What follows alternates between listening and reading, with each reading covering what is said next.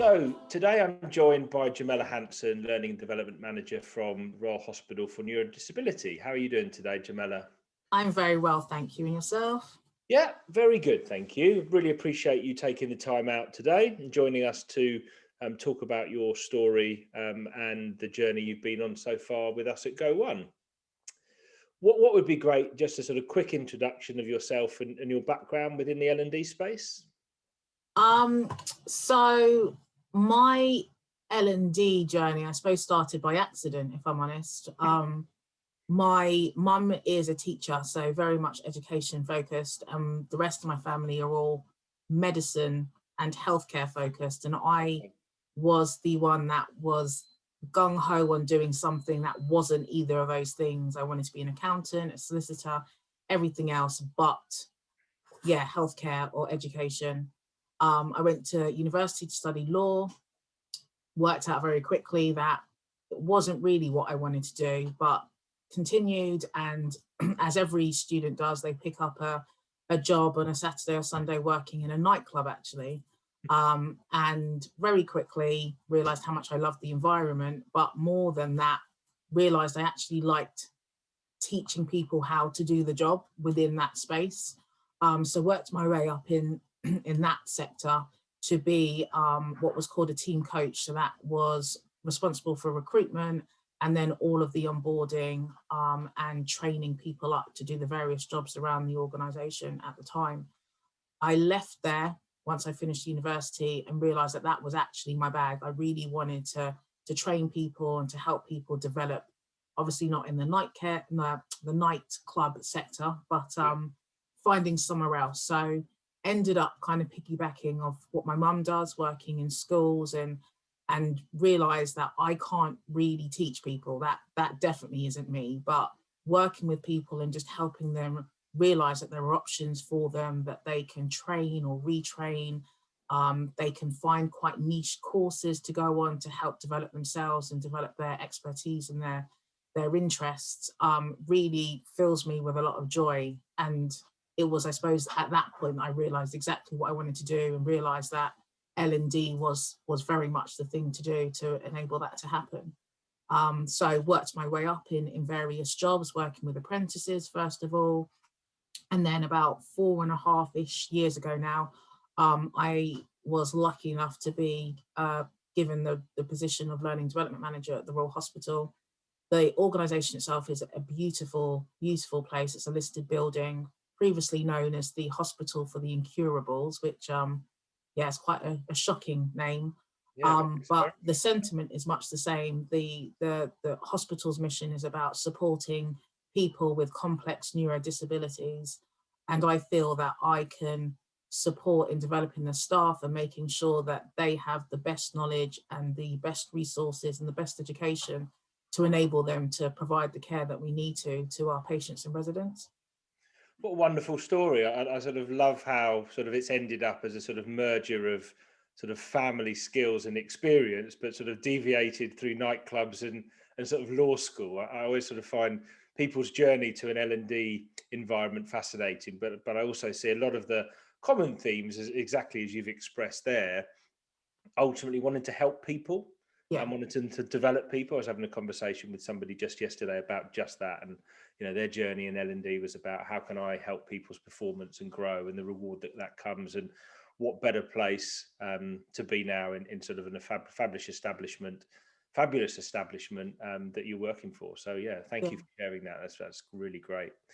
So you've been there now 4 years, is that right? just over 4 years. Okay. It feels like yesterday. It does feel like yesterday. But certainly yeah. More recent times, things feel like they're sort of moving very quickly. Very much so, very much so.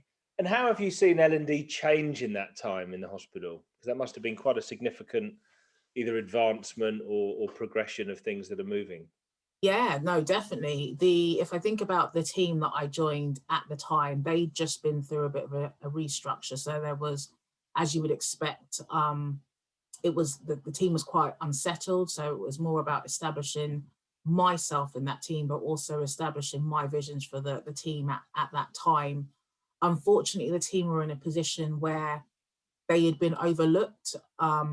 they didn't, I suppose that the term is, didn't have a seat at the table, and they didn't. A lot of learning and education and training took place without their knowledge, and they felt, and I completely understood it because I felt it as well, but felt that, you know, we're hired, we have the expertise, the knowledge to support you as the subject matter experts Mhm. to take whatever skills that you have and enhance them in a nice, neat learning package to help you deliver it out using the resources and the knowledge that we have. Yeah. And that just wasn't being taken up on. So there was a very big discord between the department and the wider organization. So the first thing that I felt needed to happen was bridging that gap and making sure people knew very clearly who we as the L&D department were, what skills we had as a department to offer, what skills we had individually to offer, and really making sure that everybody's job roles were clearly defined and signposted so the organization knew who to come to about what.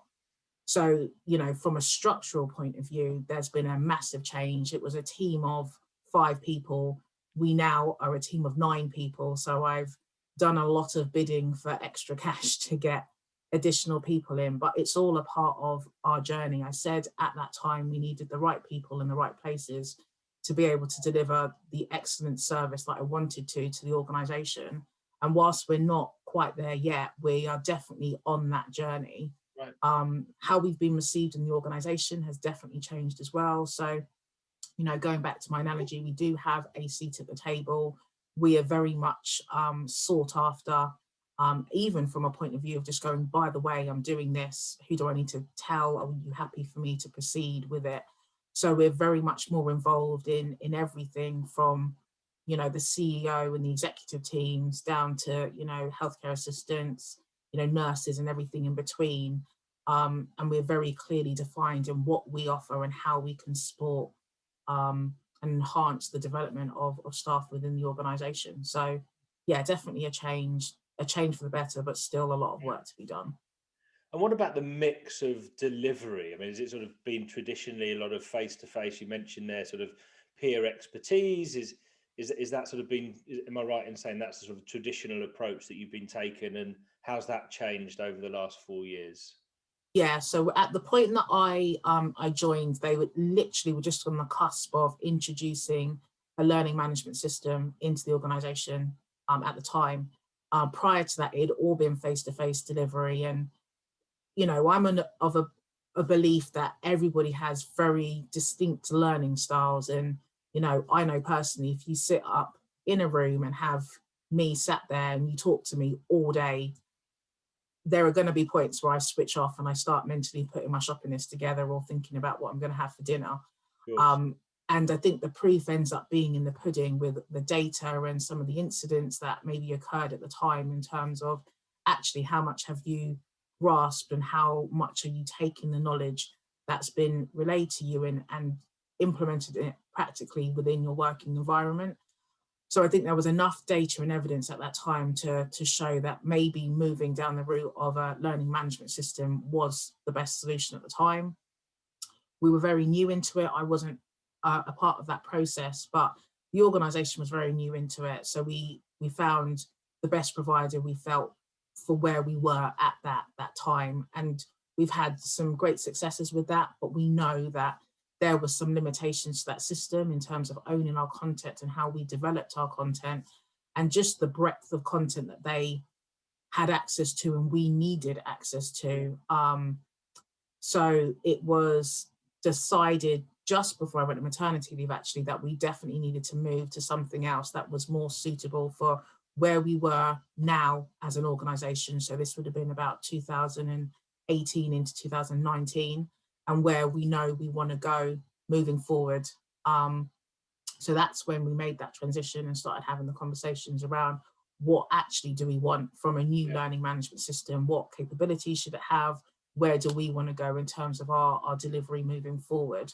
Okay. So the interim, I suppose, learning management system we had at the time was great because it enabled us to begin that more blended learning approach using, you know, e-learning to start the journey and using practical face-to-face sessions to kind of complete that and then follow up as well. So it was a good introduction, but yeah, there's a lot more that that we needed to do, and we needed to change the system, which is why we've moved forward with the Hubkin system, which is a fantastic system, very user-friendly, easy to navigate around. And then we're lucky enough, my colleague has previously worked with Go One and recommended Go One as a content provider to us.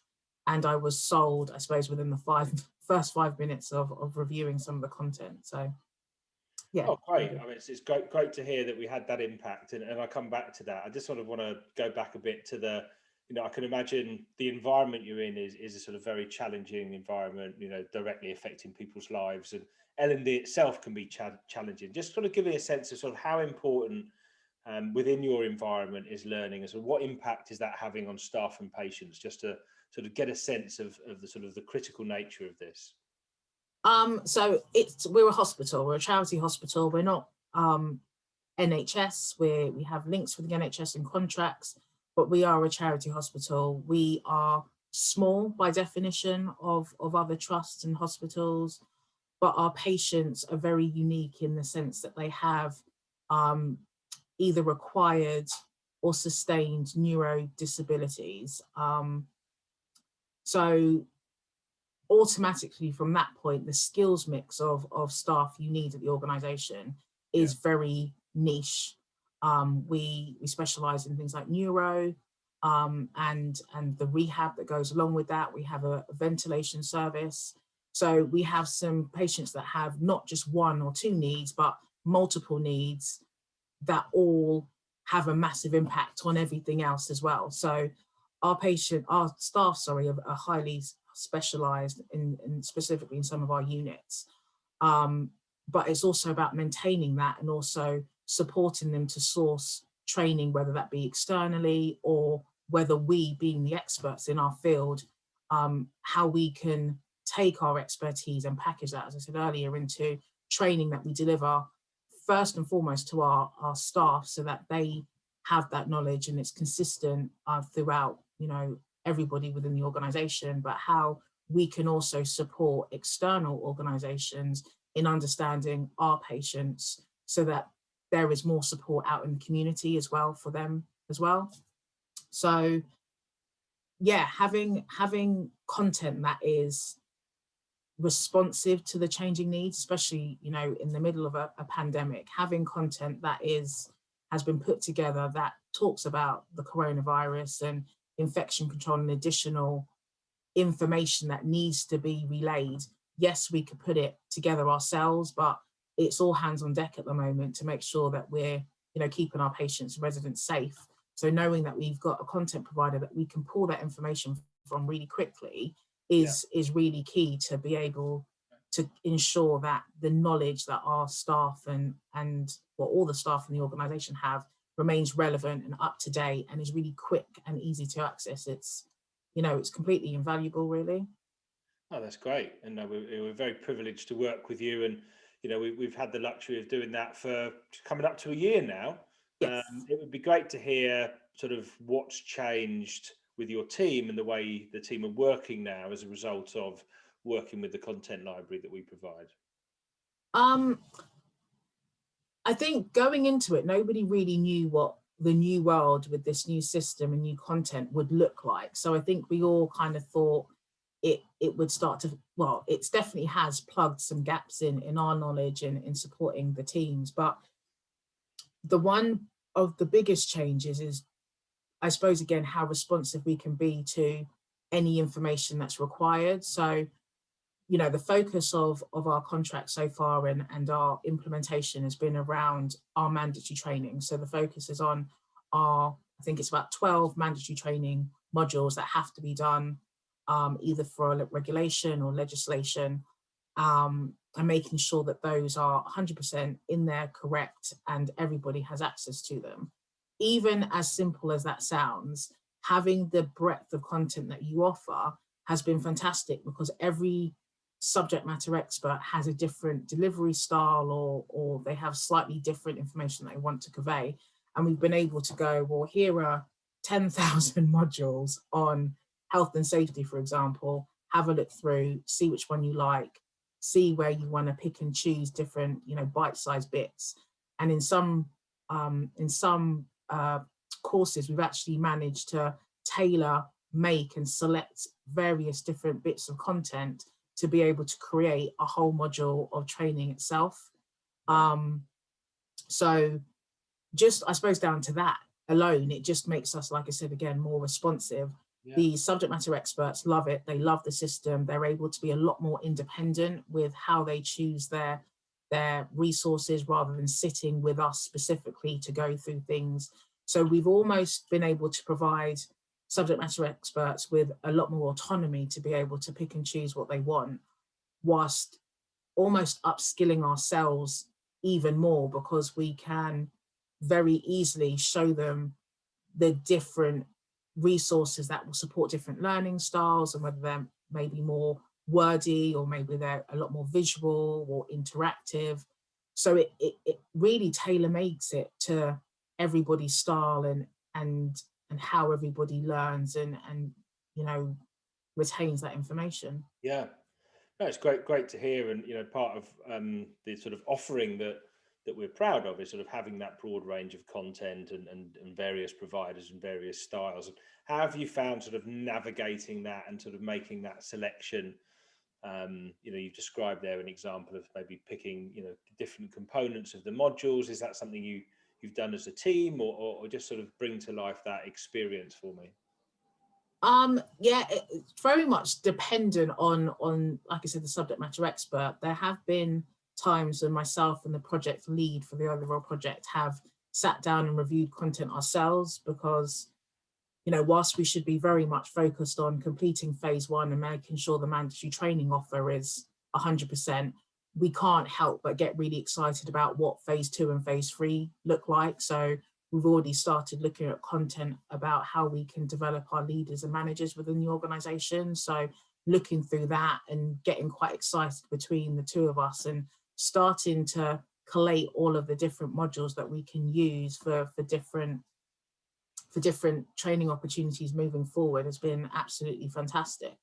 But because of the breadth, again, of the content on there, what we tend to do is either myself or Mark, my colleague, or sometimes together, we will be giving a topic by a subject matter expert or somebody that's interested in rolling out a new module, and we'll start to select ourselves, you know, using the filters. We've become quite accustomed to which providers tend to work better with our organization and our audiences, so we can use the filters to be able to just shortlist a little bit better in terms of what we're looking for. And then we'll then end up giving them a bit of even more condensed shortlist, so that they're not going through as much data as we are. And then if they don't like it, go back to the drawing board, put out some other selections. So it's quite nice. I admit that I quite like taking a little bit of time out of my day to kind of search through the library and see what else I can find on there, and, you know, starting to make a note of all the things that I want to do for my own CPD as well. So that's been quite nice. Great. And you described there the sort of mandatory training being a sort of key part, but I know from our conversations before, there's a sort of broader range of learning that the organisation needs. And what's the sort of breadth that you are consuming or sort of helping the team develop in? Kind of everything. So yes, we've got all of the mandatory offer. We have a lot of very clinical skills specific training as well. So one of the things that bringing in this new learning management system allows us to do is think about how we deliver clinical skills and competency training. Traditionally, it's very much classroom based. They're given a workbook and then they're observed afterwards. And obviously we can't get the observation part on the learning management system. That very much in our environment needs to be done face to face and observed in that traditional way. But the learning that we can do before through the learning management system and through our content just allows us to be able to push the bar and to raise the standard a little bit more. So we're using the e-learning as almost like the prerequisite of the session. You get your foundation knowledge, and then the face-to-face session that follows that is where you really get to pile on, you know, your expertise and the things that take you into that kind of outstanding bracket before you then do your observations and your competencies. So we're trying to just standardize all our competency delivery in that way. You know, previously it's been quite ad hoc, and whilst it works and the competencies are done, I just think we've got that opportunity to make everything really slick and really polished. So working with all of our clinical nurse specialists allows us to adopt this same approach of how can we find some e-learning modules that are specific to your topic? How can we build a module around some of e-learning, maybe a video that is of the organization, maybe a skills lab, and then combine that again with face-to-face training and booking onto that once you've done your prerequisites. So that's been quite good in terms of clinical skills. I previously mentioned looking at leadership and management, so looking at how we develop that program. Again, looking at a blended approach between some e-learning and some face-to-face training as well, and some videos, and just having the ability to go, well, here's this module, read this, make some notes, here's a video with some questions and activities is really good, because again, it just makes it a lot more interactive and more exciting to learn what can sometimes be a bit of a dry subject. We are also looking at mindfulness. I think, you know, in the current climate, having that opportunity to do some non kind of training or job related training is really good as well. And just being able to go through and, you know, maybe what my interests are on other people's interests, but being able to start to collate little pockets of here's this about that and mindfulness and this. And I know from speaking to George at Go One previously as well, we were talking about a book club, for example, with just bits of easy reading material. I think it makes it a really good engagement tool, which again ticks boxes for the organization, it ticks boxes for me, and starts to bring people round to this thinking that, you know, learning doesn't have to be boring and dry, and it doesn't have to be just the stuff you need to do for your job. It can be stuff that you're interested in, or just stuff to enhance you and find the things that you're interested in or that you didn't think you were interested in, but just making the whole system just a lot more user friendly, accessible, and mostly used by everybody in the organization. Yeah, I think it's great to hear, and I think you're right. That sort of the last point is the most valuable. Like, are people actually using it, and what impacts that having? And particularly like the book club idea, where George has actually put that in internally for us as well. So we sort of Oh, that's good. weekly select a book from Blinkist, which is part of the library, and then get together on a Friday, you know, currently virtually, and discuss it. And I think again, it's just another way of breaking from the day-to-day work, but also, you know, some of the books that we've been looking at, sort of business context and how do you apply that. So, you know, people are learning without knowing, and I think that was sort of reflected in your point earlier.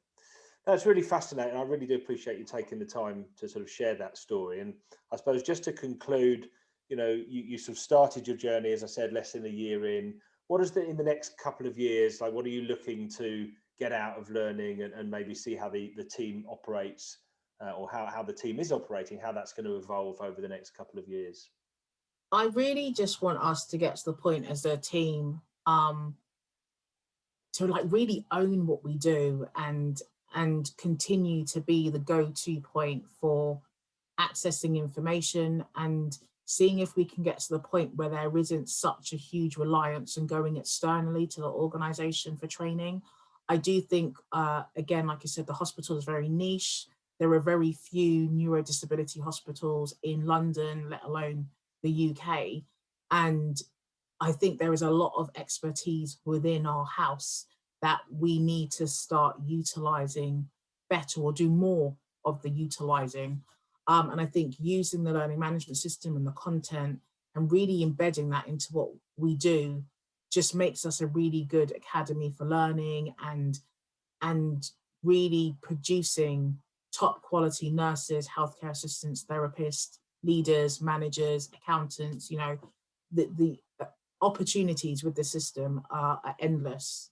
We can support everybody within the organization, which is a position we've never really been in before, because everything has been so either mandatory or very niche, looking specifically at clinical skills. So for the first time ever, we've got, you know, access to training that can help absolutely everybody excel within their job, but also realize truly their potential and start to develop and enhance themselves and really think differently about where they see their careers going in the future. And for me, that's what's most important. It's being able to almost leave a legacy. Not that I'm planning to leave anytime soon before there's any panic from anybody at work that might see this. But just be able to know that I'm leaving a legacy that encourages people to learn in various different ways and really enjoy learning rather than seeing it as a real bugbear. And I hope that I'm able to inspire my team to go on that journey with me, and through us as a team be able to inspire the wider organization to go on that journey and really start to push the boundaries of what we can do as an organization as well. Well, I'm sure with that passion and that vision, you'll have absolutely no problem achieving that. So yeah, very best of luck, and thanks again for joining me today. And we look forward to taking some questions.